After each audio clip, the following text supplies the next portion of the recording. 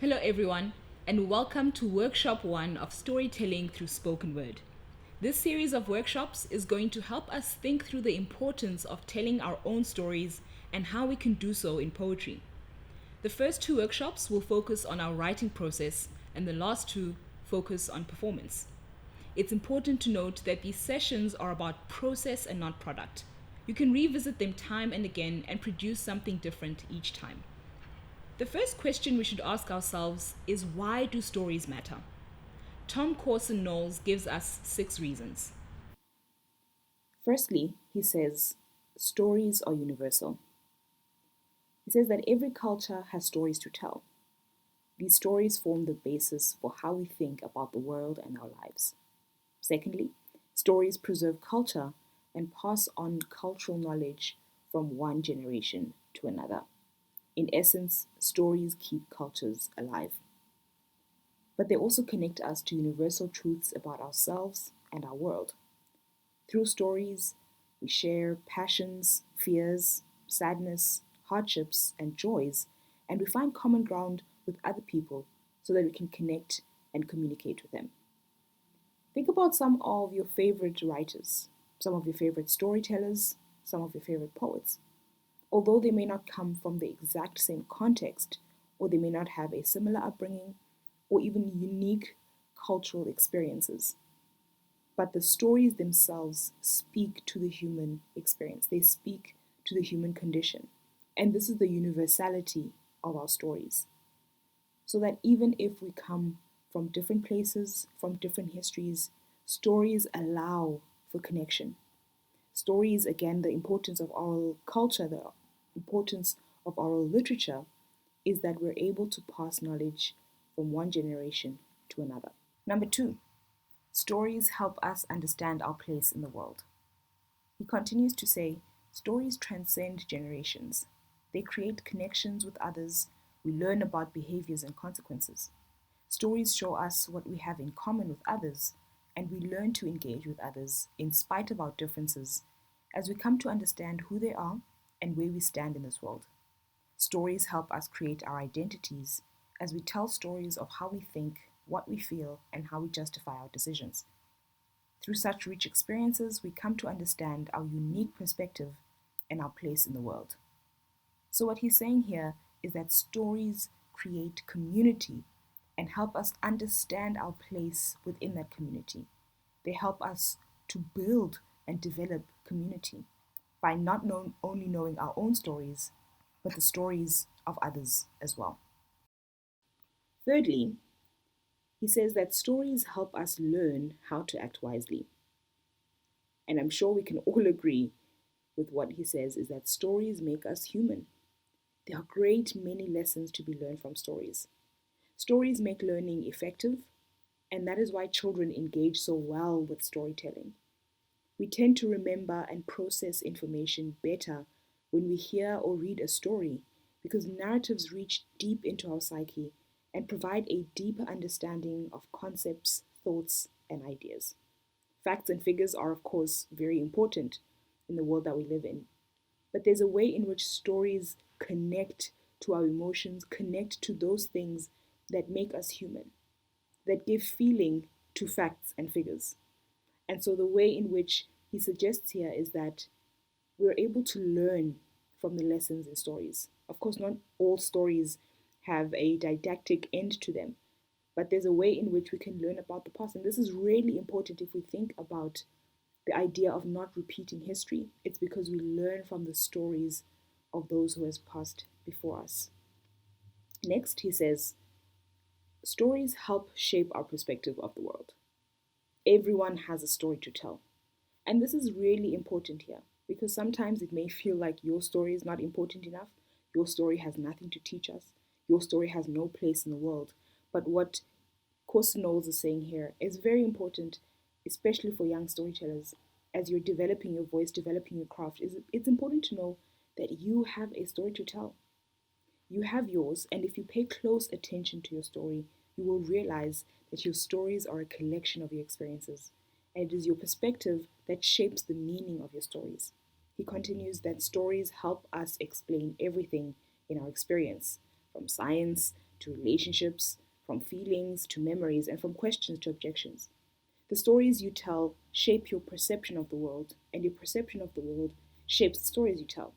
So, what's important here is that if stories help shape our perspective, that means we must be as equally willing to listen to the stories of others, to think about how those stories help us to shape our own perspective. Because we do not exist in vacuums, we exist in community. So, if we think back to the previous slide, is that if stories help us build community, it's important both to tell stories and to listen to the stories of others. Finally, he says that stories help us understand other people and their perspectives. Stories have a way of transporting us away from our realities, and our mind opens up to new experiences and perceptions of other people and how they think and feel. When you hear a story, you step out of your reality and place yourself in someone else's shoes, and you get to experience their perspective and engage in their emotions, actions, and decisions. He finally says, simply put, stories help you learn to empathize with other people as you come to understand their point of view. I think this is very important to think when it comes to even telling the stories of others. To think about what is that connection? What is it within stories that allows us to empathize and, in inverted commas, to walk in someone else's shoes and to see the world a little differently by being empathic towards their experience? And not only to sit in a vacuum where we only listen to our own stories, but we're encouraged here that in the telling of our own stories, in the telling of our own experiences, let us be open to hearing those of others as well. Now, let's move on. Now pick one of your favorite stories. Consider the following questions and share. How does this story highlight some or all these aspects mentioned by Corson Knowles? Has the story made an impact on you? It is easy to think about someone else's story as more interesting, but there is just as much power in your own stories. It is sometimes difficult to know where to start sharing. Let me share a little bit of my own story in poetry. As als tot deeg gemeng is, hou ek 'n knippie van elke Siphokazi gedig wat ek skryf voor my ma se mond, om tussen haar tande te neem. Ons bedink die droë bestanddele, daai idioom daar, die vertaling hier en die woordspelings hier en daar. Maar sy niks oor veranderings soos saafvleismeel in plaas van gas nie. Weet is die beste wat ek met 'n tong in 'n ander oond gebak kan doen. Elke Desember, in ruil van 'n tapperbak vol roosterkoek op die kolle gebraai, bedien ek my Engelse poems aan mamma, om by die seisoen se verval te pas. Engels se swaar seker hand verweer in my huisdaal. Engelse poems laat my nimmer vergeet die bak waarin ek werk is geleende goed. Ons breek saambrood om die kombuistafel. Ons sneer my ma se tong dik met margarine, loods dit oor 'n stomende rooibos tee gebruik of 'n glas wat oor ons is. Ek weet nie hoe om die maal te rek dat ons heel jaar lank kan eet nie. Ek wil in Siphokazi hou. Gee ons vandag ons daglikse brood. En wanneer ons saam jou is, mag ons nooit weer genade skort nie. Konke selekuoviwe kwa hii. Ditutula yonke, kuyo yonke imibongo endiyibhalayo nesiXhosa ndiyisondeze emlomeni mama. Ayityabeke phakathi kwamazinyo akhe. Sicamngce ngezithako ezisilelayo, esasaci sibeke phaya. Ngenguqulelo yibeke apha, ezi zidlala amagama zibeke apha kwaye wongeze eziya phaya. Kodwa ziyamkhohlisa izibambeli zogubo ozinikelayo endaweni yegwele. Uyazi, kuko konke endinokwenza phantsi kwale meko yolwimi lwembuleko.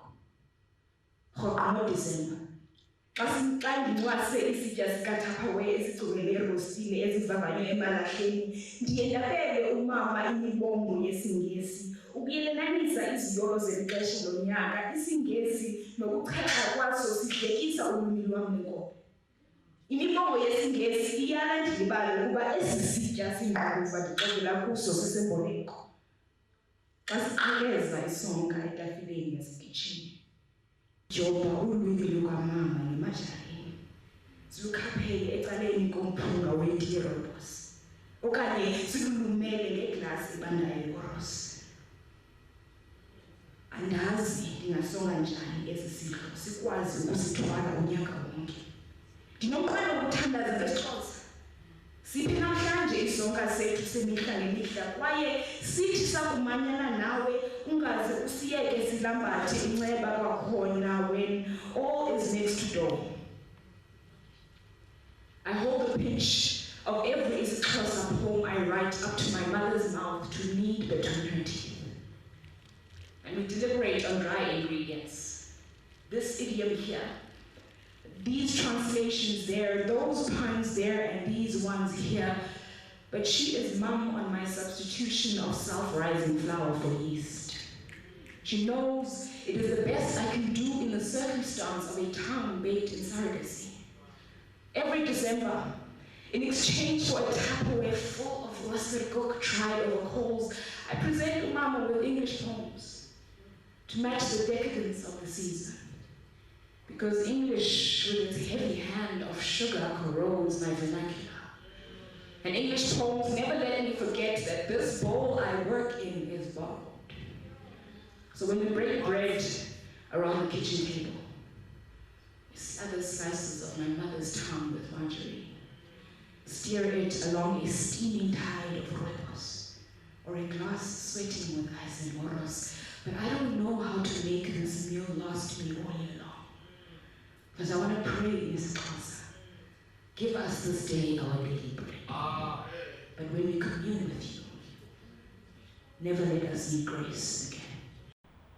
This short poem which I've shared is about some of the experiences which have molded me as a writer. The poem shows the link between language and my mother and my own work as a spoken word poet.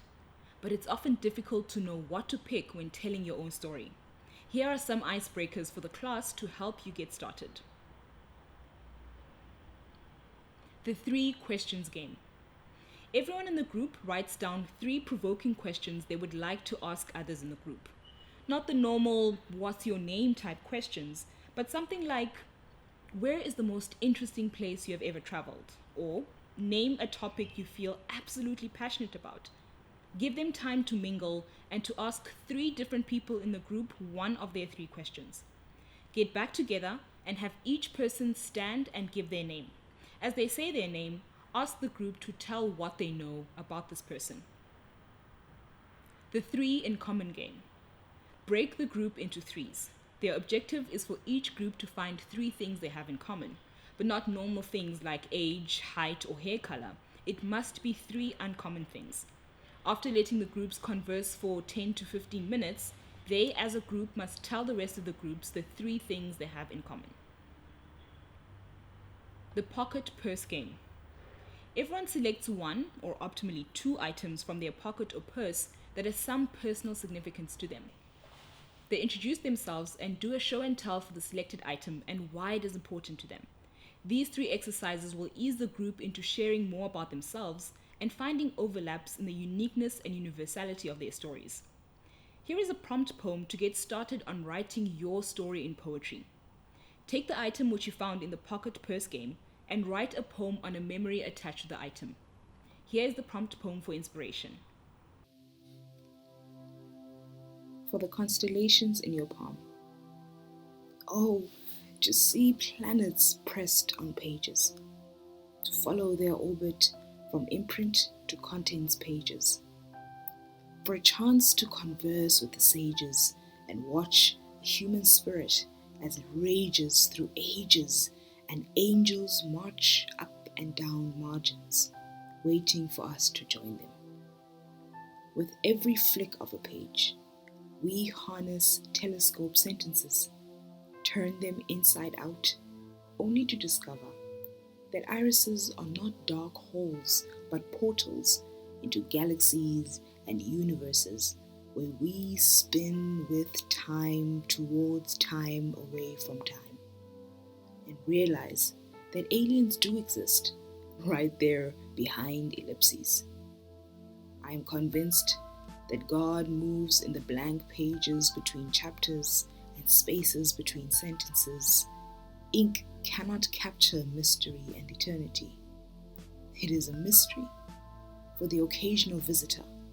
The book is a planetarium which draws them in, and attention is enraptured until they leave. But for those of us whose home address is the printed page, the book is a tattooist, the cosmos inked onto our brains, tongues pierced with Saturn's rings, dwarf and giant stars live and die in our throats.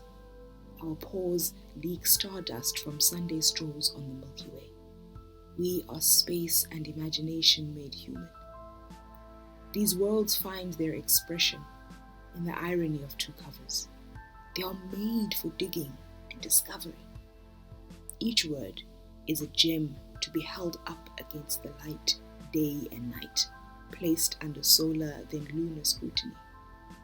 But I suspect that those with diminished sight are best placed to understand the texture of language underneath your fingertips. They know what it means to have Mars pressed under your pinky, to caress the sun and leave your fingerprints on asteroids and abandoned moons.